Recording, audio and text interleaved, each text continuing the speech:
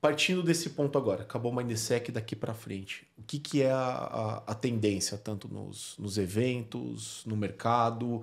Vocês acham que o mercado está crescendo ao ponto de amanhã a gente ter um evento tão grandioso quanto a RSA? Não sei se vai ser o Mindsec, não sei se é outro.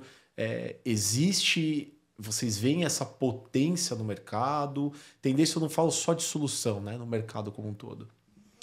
O que eu vejo aí eu não vou colocar como tendência, porque eu vejo que ainda o mercado está em inércia com relação a isso. O Rodolfo pode dar a visão dele também por ter sido cliente. Mas eu acho que as pessoas hoje que trabalham numa camada no setor corporativo, nas empresas, como clientes, eles se relacionam muito pouco ainda. Genuinamente falando. Tem pouca conversa de benchmark que seja realmente genuína, tem pouca conversa de troca de experiências e, principalmente, tem pouca soma de esforços em eventos adversos. Essa eu acho que é talvez uma tendência que a gente pode ver aí. Em ter ali talvez alguns consórcios em que somem esforços de empresa A e empresa B. Imagina uma empresa de varejo junto com uma indústria que os seus setores não têm relação nenhuma, mas elas fecham uma parceria em caso de evento adverso, os times de cibersegurança se somam para a resposta de incidente ali. Eu vejo que essa é uma das grandes alternativas que o mercado pode explorar, e isso pode gerar até alguns eventos de relacionamento nesse sentido, para que as empresas consigam se segurar nas pontas. Porque cada vez mais os ataques vêm ganhando velocidade, complexidade e vêm sendo mais contundentes. Então, e as empresas, algumas delas, não vêm acompanhando com relação à estratégia e com relação ao investimento.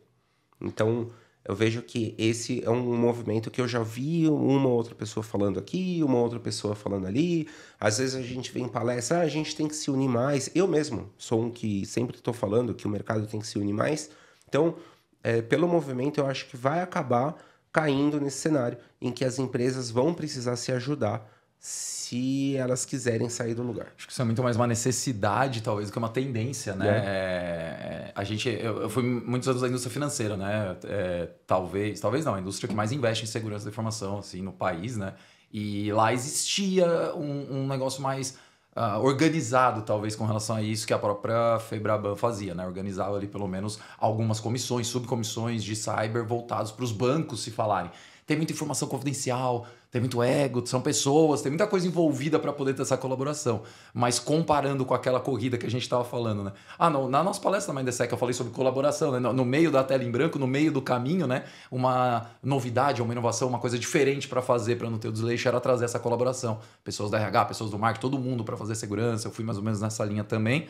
Mas enfim, juntando essa necessidade, essa importância, foi o que aumentou a régua no começo que a gente falou, né? Como um todo, os bancos trouxeram isso. Mas dessa dinâmica mesmo dos fraudadores, né? Eles são muito mais unidos. Tem grupos de fraudadores que você acaba pegando ali que se organizam para fazer uma fraude completa, né? Falando de complexidade, de tudo que o Tomé comentou. Não é uma pessoa para poder fazer um ataque real numa empresa que investe milhões em segurança. O ataque é complexo e são grupos trabalhando juntos, um compartilhando informações com o outro, o dinheiro, obviamente, da fraude, e isso é difícil se você não tem a mesma colaboração do outro lado, né? Se você é limitado por certos tipos de questões, sejam pessoais, profissionais. Não existe o lobo solitário no ataque. Então eles se unem. E se eles se unem, por que as empresas não se unem?